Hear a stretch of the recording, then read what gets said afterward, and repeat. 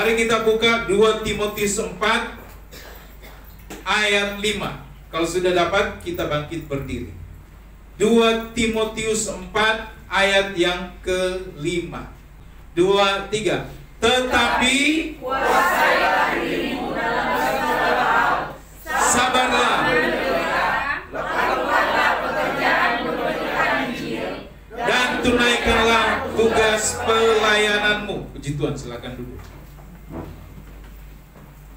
Saudara yang dikasihi Tuhan,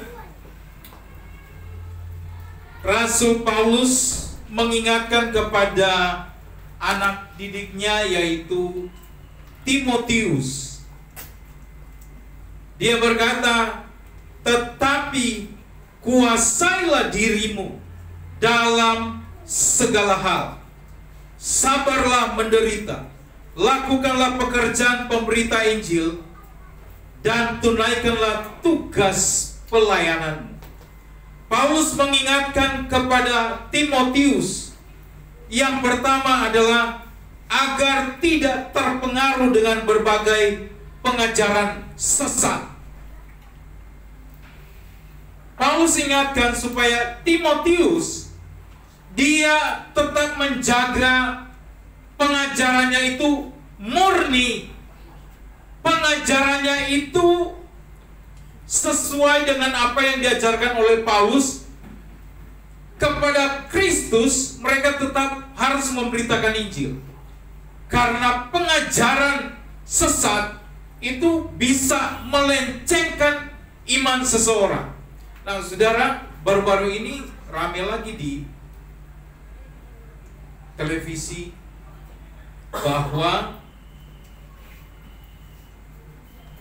diperbolehkan bertukar pasangan.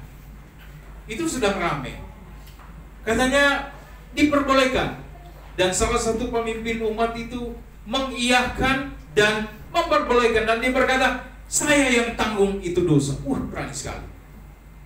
Ini kan pengajaran sesat ini. Ini berbahaya sekali.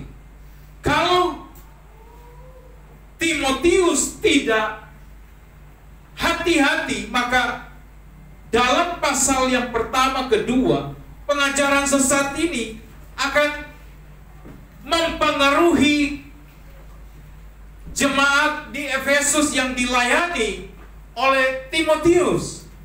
Maka Paulus mengingatkan kepada Timotius agar jangan terpengaruh dengan berbagai ajaran sesat.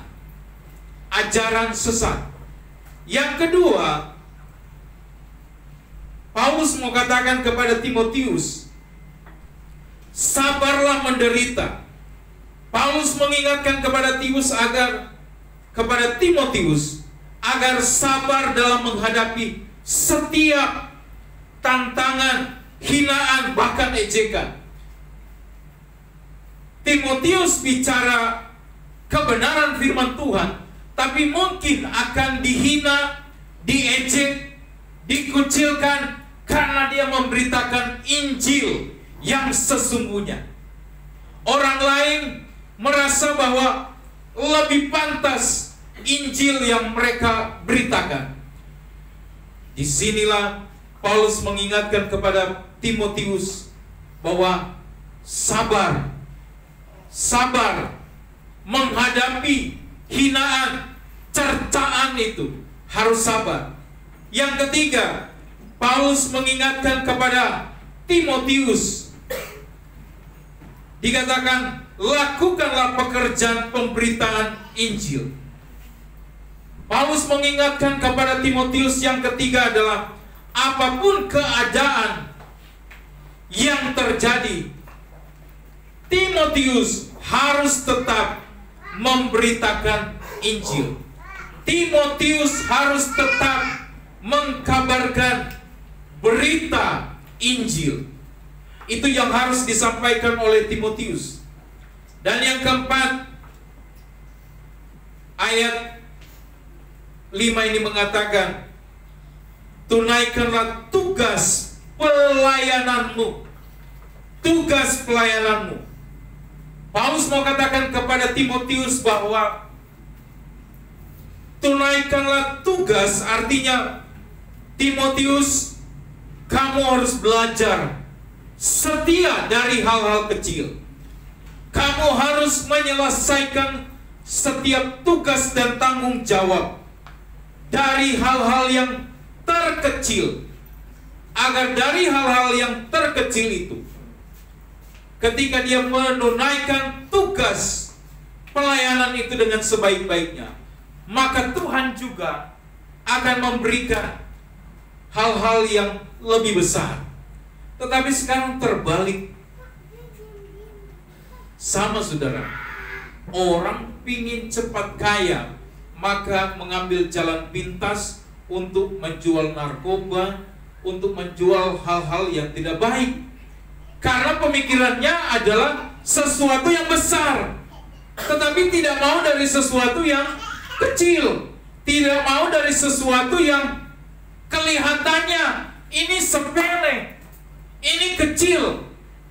Tidak mau belajar dari hal-hal yang kecil. Padahal Paulus mengingatkan kepada Timotius, tunaikanlah tugas, artinya kita belajar setia dari hal-hal yang kecil.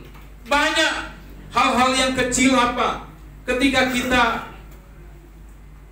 membersihkan tempat ini, hal-hal yang kecil, dan memang tidak dilihat orang, tidak dilihat banyak orang.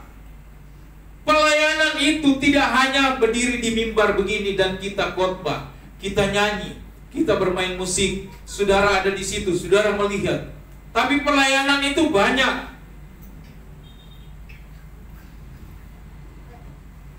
Hari Jumat waktu kami selesai latihan di sini, saudara,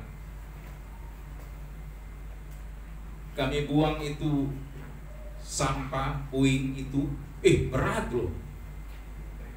Satu karung itu berat sekali isinya. Terus mobil kami itu serba multifungsi.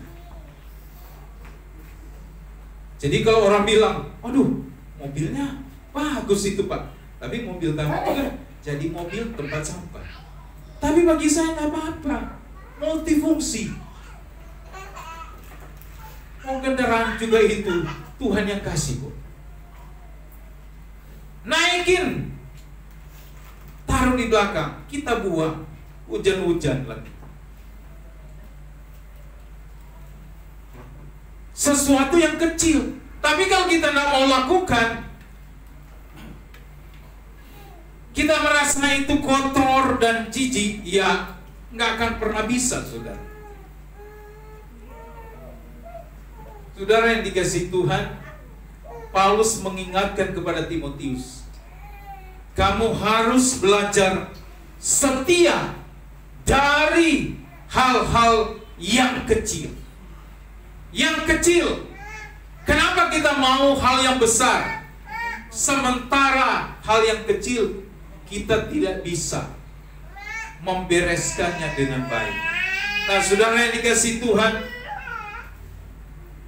Paulus mengingatkan Timotius supaya kuasailah dirimu dalam segala hal. Ini khotbah tema pada pagi hari ini. Saudara, banyak orang bisa menguasai pola makan, pola hidupnya, dia bisa kuasai. Banyak orang dia bisa menjaga makanan, pola hidup. Iya, makan dia jaga. Tapi banyak orang juga dia lupa dan dia tidak menguasai diri. Pola makan dia bisa jaga, tapi pola mulut berkata-kata itu tidak dia jaga. Pola makan dia bisa jaga, tapi kata-kata yang menyakiti, kata-kata yang sembrono, kata-kata yang tidak baik itu keluar dari mulut yang sama. Artinya dia menjaga pola makan agar tidak sembrono, Tapi di satu sisi, dia tidak menjaga dari pola kata-katanya. Ini yang Paulus katakan kepada Timotius. Kamu harus kuasai diri dalam segala hal. Dalam segala hal. Nah, saudara yang dikasihi Tuhan, akibat dari karena tidak bisa menguasai diri, maka Adam dan Hawa itu jatuh di dalam dosa. Karena tidak menguasai diri. Tuhan sudah bilang, semua buah yang ada di taman ini boleh kamu makan. Tapi buah yang satu ini jangan pernah kamu makan. Tapi ketika Hawa mendekati dan dia lihat buah itu begitu menarik, iblis itu mulai berbicara. Maka hati-hati saudara. Dari pandangan, maka iblis akan masuk di sana. Waktu Hawa bilang, Tuhan, larang kami makan ini buah ini. Tapi iblis membalikan. Oh, Tuhan larang karena Tuhan tidak mau ketika kamu makan, kamu seperti Tuhan, seperti lo. Maka iblis mulai memutarbalikan firman Tuhan. Hawa berpikir, oh kalau saya makan berarti posisi saya akan sama seperti Tuhan. Dia terjebak di situ. Keinginan, seperti khotbah kemarin saya katakan, antara keinginan dan kebutuhan itu berbeda. Keinginan dan kebutuhan itu hal yang sangat tipis dan itu berbeda. Adam dan Hawa tidak bisa menguasai diri mereka sehingga mereka jatuh dalam dosa. Yang kedua, waktu Kain dan Habel. Kain dan Habel sama-sama mempersembahkan korban pada Tuhan. Tetapi karena persembahan dari Kain tidak berkenan di hadapan Tuhan, Habel yang diterima, maka penguasaan diri daripada Kain ini, dia marah. Maka saudara yang dikasihi Tuhan, penguasaan diri ini sangat penting. Kalau tidak, penguasaan diri tidak terkontrol, iblis yang akan bermain di sana. Kita dihebohkan dengan kemarin seorang ibu di Bekasi, dia bisa tusuk anaknya sendiri dengan 20 tusukan. Anaknya yang masih kecil, dia bunuh, dia ambil pisau dan dia tusuk-tusuk 20 tusukan. Artinya apa?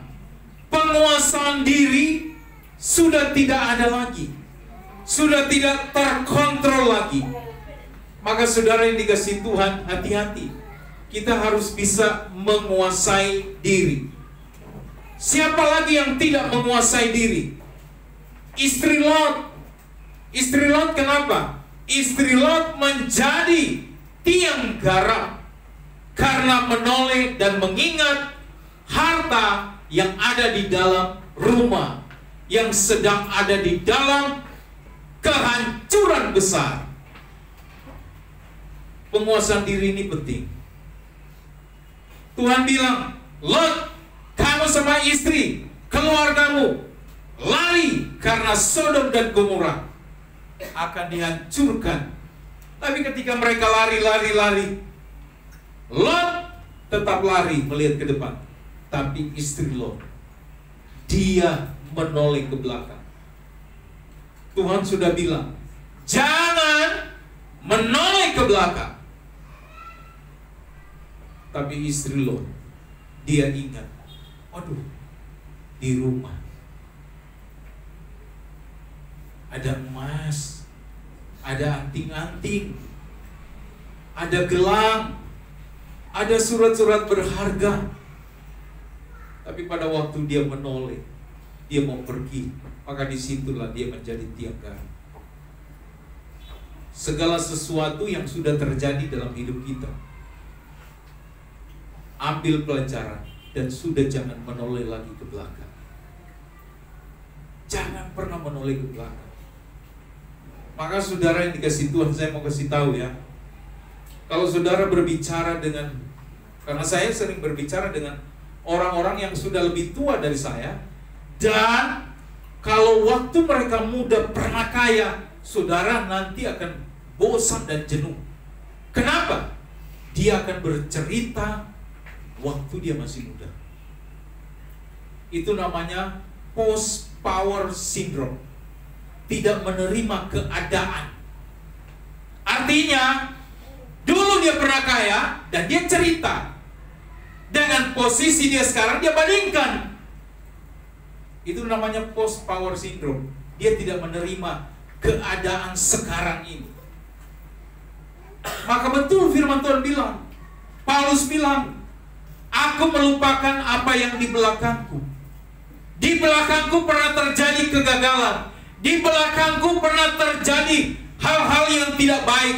Di belakangku pernah terjadi hal-hal yang menyakitkan. Tapi saya tidak mau lihat itu. Saya mau lihat yang ke depan saja. Karena saya tahu di depan, ketika saya lihat ke depan, saya perbaiki diri saya percaya pada Tuhan, maka saya tahu masa lalu itu sudah dikubur. Dan masa sekarang itu, aku tahu hidup di dalam Kristus adalah hidup yang mendatangkan damai sejahtera. Tapi ya, sekuat-kuatnya, sebanyak-banyak duit,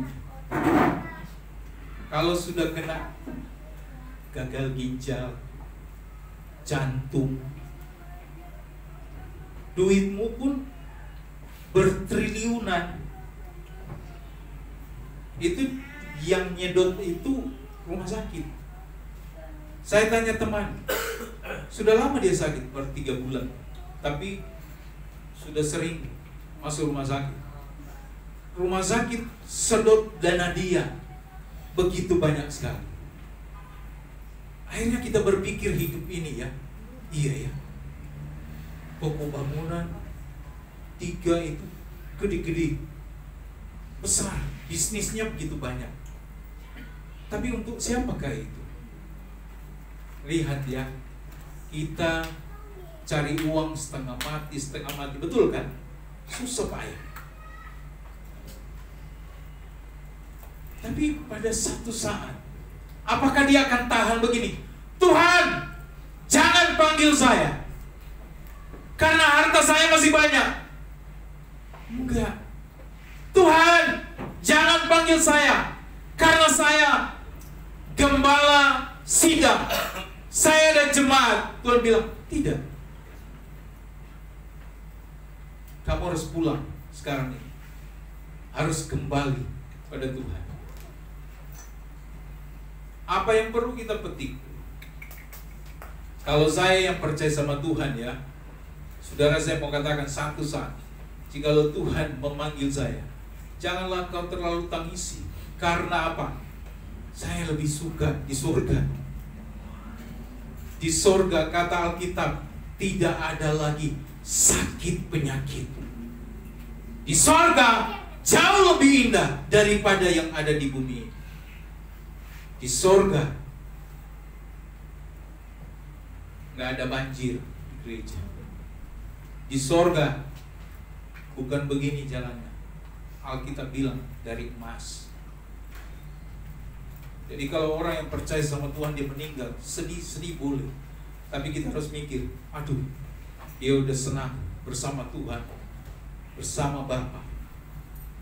Karena dia percaya sama Tuhan. Tapi yang perlu kita tangisi siapa? Kita ini yang perlu kita tangisi. Jadi jangan pernah melihat sesuatu di dalam dunia ini kita bilang, oh ini luar biasa, sehingga kita mau lihat seperti istri Lot melihat ke belakang. Jangan. Apalagi Simpson dan Delilah. Simpson, orang tuanya sudah bilang begini, Simpson, jangan pernah kamu mengambil wanita di luar bangsa kita. Artinya orang tuanya ingatkan dia, hati-hati loh. Makanya Alkitab berkata, terang dan gelap itu tidak bisa bersama. Orang tua kasih tahu. Saudara yang dikasih Tuhan, berapa banyak orang karena cinta dia tabrak, sudah dibutakan karena cinta loh.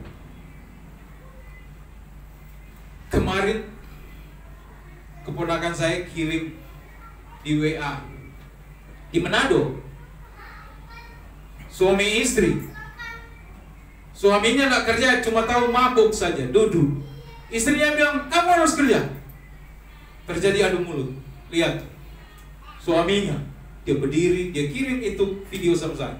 Dia pukul itu istrinya. Wah, mertuanya juga dia pukul. Terus saya bilang gitu, kenapa kamu kirim sama saya? Itu tidak pernah akan terjadi kalau dari awal mereka berjumpa. Harus dilihat, dia takut akan Tuhan. Bebet dan bobot itu harus dilihat. Karakter itu harus dilihat. Bukan cuma ganteng ya, cakep ya, cantik ya. Cakep dan cantik itu tidak menjamin, nggak menjamin. Tapi yang ada dia dipukul. Artinya apa? Sebuah rumah tangga bukan dilihat dari sana. Apa yang terjadi kepada Simpson? Tetap dia paksakan diri. Enggak, saya harus sama Delila. Karena kemolekan tubuh Delila, karena paras cantik Delila. Orang tuanya bilang jangan. Tapi Simpson ini, dia tetap melawan orang tuanya. Maka hati-hati. Firman Tuhan bilang, hormatilah ayahmu dan ibumu supaya lanjut umur. Artinya apa? Orang tua itu memberikan nasihat itu tidak pernah salah, tidak pernah keliru. Karena apa? Orang tua sudah alami. Tapi anak-anak youth dan teens, kalian belum pernah mengalami.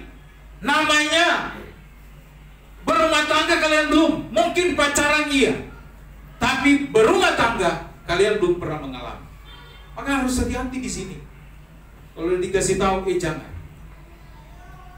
Dia beda iman. Walaupun dia cantik, cakep, kamu tidak akan makan cantik dan cakepnya. Tapi yang kamu akan makan ketika istrimu bisa masak, bisa lagi. Kayak kemarin saya goreng itu ikan. Waduh, goreng ikan, minyaknya yang serbu ke saya. Pak, woi. Tapi kalau itu ibu santai aja mereka. Makanya saudara, Simpson dia tetap mengedepankan keinginan. Apa yang terjadi ketika dia bersama Delila? Akhirnya Delila dipakai orang-orang untuk coba kamu rayu. Simpson itu punya kekuatan di mana? Rayu. Maka akan ada rayuan. Ayo dong bang, di mana? Oh, saya punya kelemahan. Pertama Simpson katakan yang lain. Tapi akhirnya lama kelamaan, 2-3 kali Delila berkata, kamu gak cinta, gak sayang sama saya. Kamu gak cinta, gak sayang. Udahlah, putus saja kita Simpson. Dasar Simpson sudah jatuh cinta. Simpson bilang, ya udahlah, kelemahan saya di rambut. Kalau rambut saya ini dipotong, maka kekuatan saya akan hilang. Disitulah mereka mempermainkan Simpson.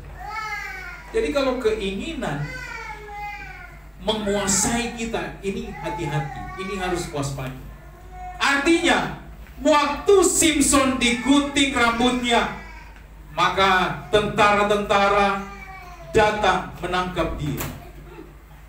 Sehingga Simpson tidak punya kekuatan apa-apa. Lihat, menguasai diri ini sangat penting.